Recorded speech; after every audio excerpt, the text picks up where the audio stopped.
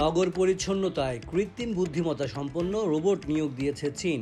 এর মাধ্যমে স্বয়ংক্রিয়ভাবেই রাস্তাঘাটের ময়লা আবর্জনা পরিষ্কার করা সম্ভব। ফলে 24 ঘন্টাই শহর থাকবে ঝকঝকে। শুধু সড়ক নয়, জলাধার পরিষ্কারও ব্যবহৃত হচ্ছে এসব স্মার্ট ক্লিনিং ডিভাইস। বর্তমানে পরীক্ষামূলকভাবে পরিচ্ছন্নতার কাজ করবে স্বয়ংক্রিয় এই রোবটগুলো। তবে শিগগিরই বৃহৎ পরিসরে মোতায়েন করা হবে যন্ত্রগুলো। এআই ভিত্তিক স্যানিটেশন রোবটগুলো পূর্ব নির্ধারিত রুটে স্বয়ংক্রিয়ভাবে আবর্জনা পরিষ্কার এবং নিষ্কাশন করতে পারে। মাঝারি আকৃতির এই রোবটগুলো রাস্তায় ময়লা আবর্জনা শনাক্ত করে তা পরিষ্কার করে। শুধু শুকনো ময়লাই নয়, রোবটগুলো কাদামাটিও পরিষ্কার করতে পারে নিমিষেই।